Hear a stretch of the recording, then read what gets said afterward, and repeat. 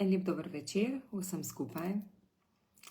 Upam, da ste dobro, da lepo preživljate teden, da ste čim bolj umirjeni, čim bolj v ljubezni, spoštovanju, sočutju in da se ne poganjate konstantno v podganju dirko.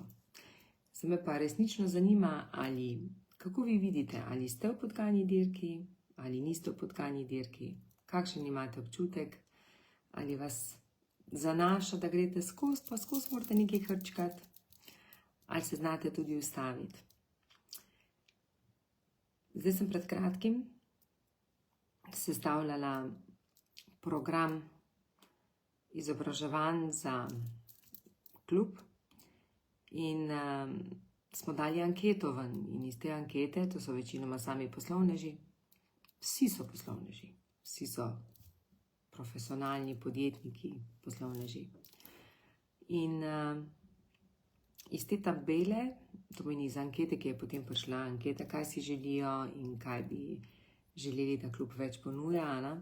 Nekje sem si predstavljala, da človek, ki je dober v podjetju oziroma ustvarja rezultate, da si vedno bolj želi nekako najti ta svoj notranji mir, spoštovanje do sebe, ljubezen, da je nekje, da smo v balansu.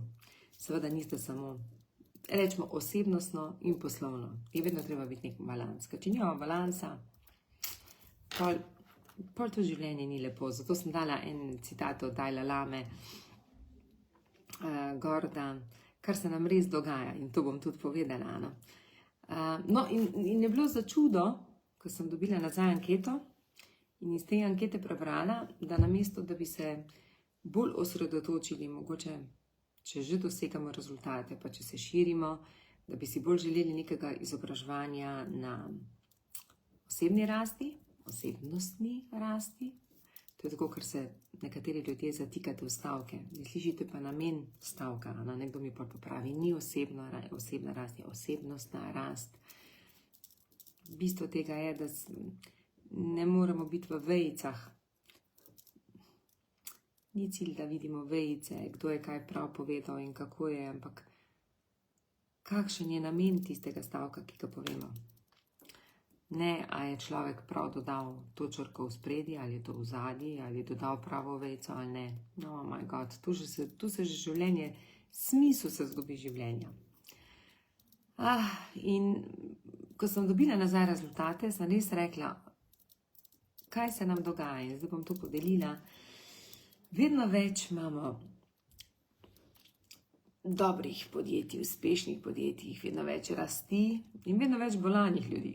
Vedno več ljudi z urgencami v zdravstvenih domovih, z nekimi kroničnimi in drugačnimi, niti ne bi govorila. To pomeni, ker nekje je treba priti ven, nekje je treba to udariti.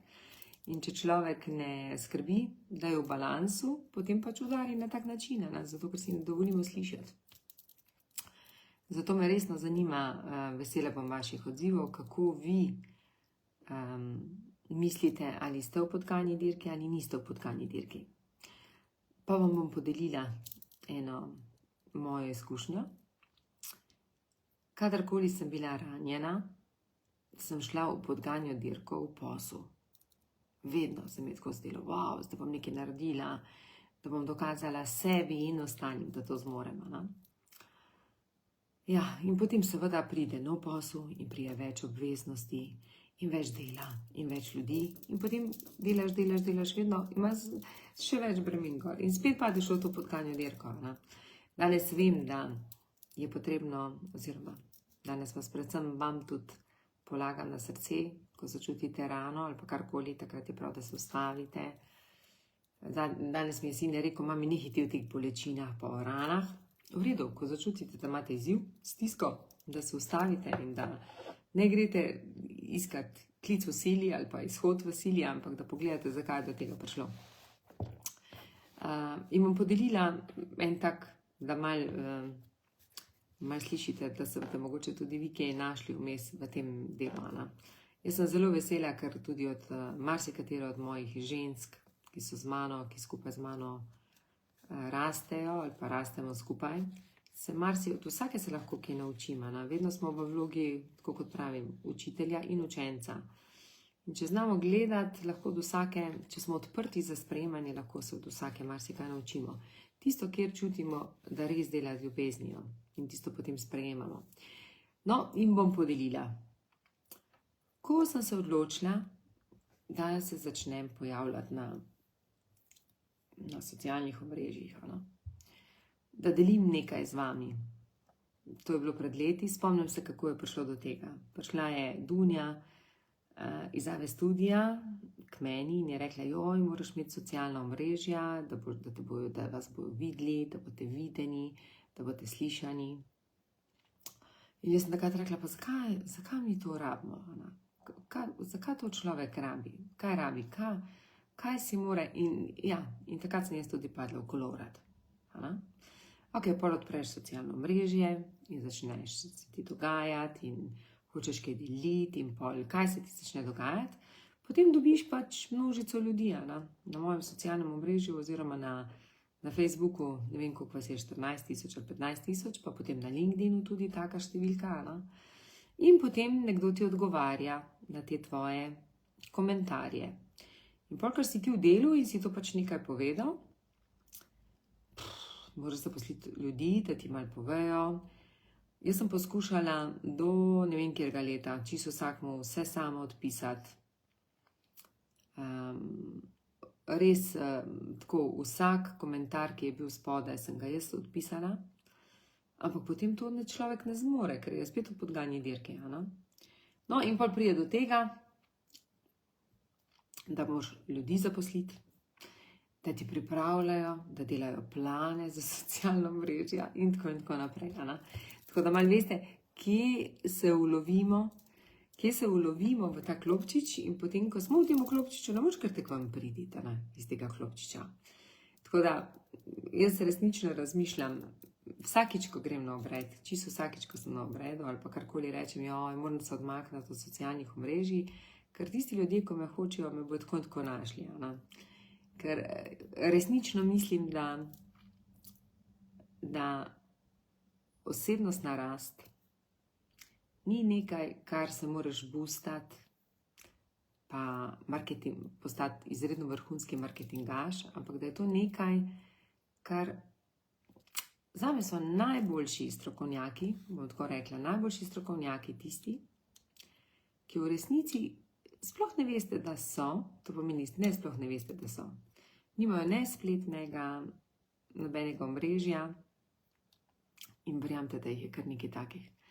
Nimajo spletnega omrežja, nobenega teh socialnih omrežij, živijo svoj notranji mir, so zelo uspešni, ampak zato, ko tega ne potrebujejo, ker jih ljudje najdejo. In tudi vi se sami vprašajte, ko iščete koga.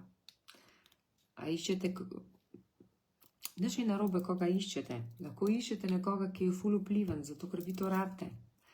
Mogoče iščete nekoga, ki je zelo strokoven, zato ker vi to rabite. Jaz vem, da ko sem jaz začela iskati na moji poti osebnostne preobrazbe, sem iskala ljudi, najprej tiste ljudi, ki sem upisala notri, ne čutim, imam nemir. Rada bi prišla do notranjega miru.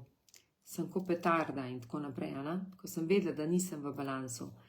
In je bilo zanimivo, da mi je dalo najprej, seveda ti da na Google vse tiste, ki so najprej močni, marketinško so zelo močni, ampak vedno me pa peljalo tako, da sem pogledala tisti, ki najbolj meni ustreza. Kdo je tisti, s katerim jaz lahko resoniram? Da mi bo pokazal, da notranji mir najdeš, ko si zadovoljen, sem to, da si. Ok, upam, da ste iz tega sporočila, da ne bom šla predolgo, ker osebnostna rast nima začetka in nima konca. Osebnostna rast je na nek način nekaj, kar se odločimo, da pridemo do tega spoznanja, da je dovolj, da smo, pa predvsem to, da ne potrebujemo marketinga, da smo lahko uspešni. Ampak takšno je okolje, tako nas okolje pelje naprej, išče nam to. Jaz mislim, da predvsem nam manjka več sočutja, sprejemanja, spoštovanja, ljubezni. In potem, ko se ustrašimo, potem začnemo vse ostalo delati. No? In zdaj bom povedala glavni stavek, ki se mi zdi pa mogoče najbolj pomemben, pa bo mogoče komu koristil, da malo se igram z očali. Zame osebno, kar ne vem, mogoče vam bo koristil, je najboljši coach ali pa psihoterapeut, kakorkoli da rečemo, tisti, ki pomaga ljudem, ko pridejo do njega, da spustijo, da res pridejo samo do tega, da se ta oseba pogovarja o sebi. Ne o tem, kaj so sodelavci naredili, ne o tem, kaj so mu partnerji naredili, kaj mu partner, partnerka naredili, kaj so mu otroci naredili. Ampak da, ko pridete k coachu, znate govoriti konkretno to. Čutim nemir, čutim bolečino, ne sprejemam drugih informacij, prerekam se to pa to, noben me ne razume. Da začnete, da govorite konkretno o sebi. In to so za mene najboljši coachi. In ti coachi vam bojo največ dali. Največ dali, ne samo, da vam bojo dali, ker vam bojo dali samo orodja, da vi pogledate vase. Ker v resnici so tak vsi odgovori noter v nas. Samo moramo priti do teh orodja. No? In res bodite pozorni, da se vam ne bo zgodil ta krogotok. Jaz pravim, da si pri sodelavcih, mogoče sem malce mehkužna, zdaj če gledam v skazi, jaz samo vse, kar si želim, da se povežejo, da si začnejo zaupati, da se spoštujejo, da so sočutni en do drugega, da sprejemajo, da je vsak na neki določeni valovni dolžini. En je tukaj, drug je tam. In ko to začnejo sprejemati, potem lahko gradijo uspešno zgodbo. In res podpišem, da ko se vprašamo kdaj, kdo so tisti uspešni ljudje, ki delajo največje premike, pa z lahkoto delajo posel. Podpišem, rečem, zato je nekaj takih, ki poznam. Delajo takšni, ki zaupajo svojim sodelavcem, ki so skupaj gradili, dovolili so si biti ranljivi, dovolili so pokazati, kaj znajo, kaj ne znajo. In ti so potem se samo prepustili toku. To pomeni, vedno je treba imeti nek cilj. Jaz si ne predstavljam, čeprav v življenju bi bilo najlepše, če bi bili brez ciljev, ampak podjetja imajo cilje in morajo nekako malo strmeti k temu, da rastejo, ker če raste podjetje, rastejo tudi zaposleni. Ampak ko postavijo ta cilj, da potem spustijo in da gradijo samo na spoštovanju, zaupanju, zato ker če gradi jih več zaupanje, bojo tudi bolj sebi zaupali. Če se sprejemajo, bojo vedno bolj sebi sprejemali. Če bojo drugega znali slišati in mu dali vrednost, bojo vedno več sebi dajali vrednosti. Tako da, moj rezime današnjega videa. Bodite pozorni, da ne boste delali zato, da se boste potem lahko zdravili. Ker se spomnim mojih začetkov, kako je bilo, ko bi dala ne vem koliko denarja za to, da mi nekdo pomaga in da me pripelje do notranjega miru. Posel je potrebno delati, ker živimo na tem planetu Zemlje, ki se tudi ustvarja in imamo položnice, imamo neke apetite, ki pa tudi ne rabijo biti tako veliki. In mogoče še za zaključek piko na i. Dokler ne najdete svojega raja, doma, v tistem domu, kjer ste, ga nikjer ne boste našli. Dokler ne najdete neko zadovoljstvo, srečo, vrednost v službi, s tistimi ljudmi, katerimi ste obdani, je nikjer ne boste našli drugje. Najprej je potrebno dovoliti, spoznati se, sprejemati. In potem, ko tukaj najdete to, lahko zamenjate službo. Če ne, pa vedno bežite. Zadnjič mi je ena moja sodelavka povedala, ker je zdaj pred enim izzivom, ful lepo je delila z menoj. Je rekla, vedno sem znala, ko sem prišla do izziva, znala zbežati. Zdaj ste me pa naučila, da naj se soočim sama s seboj, zakaj imam ta izziv. In isto tako bi vam rekla. Ne zaganjajte se pod ganje dirke, delajte tako, kot čutite. Zavedajte se, da eno je življenje, lahko ste uspešni, res ste lahko uspešni. Ampak, ko boste poskušali manj delati z umom, pa več srcem, to pomeni več ljubeznijo, sočutjem, spoštovanjem in odvržite vse sodbe. Odpustite čisto vsem, zato ker bolj, ko boste drugim odpuščali, boste tudi sebi. Ker vsak vam vedno da samo toliko, kolikor zmore. Nikoli vam nišče ne bo dal toliko, kolikor zmore, toliko vam da. In ko vi to sprejmete, takrat se začnejo dogajati velike spremembe. Ja, tako da tudi moj čas bo prišel. Nekako sem si postavila, najprej sem se že hotela 30.6. je bil en tak datum moj, ko sem rekla, da bi res rada se malce umaknila, ker socialna mreža tudi naredijo nekaj. Dejansko potem začneš gledati in fokus zgubljaš v drugih stvarih. Jaz sem si želela, da bi vedno nastale zgodbe, kjer bi ljudje govorili, ampak ne bi sodili. Želela sem narediti tako kot en live, da vas sprašujem, ampak s tem, da ne kritizirate, da ne rečete, oni so taki, da ti so taki.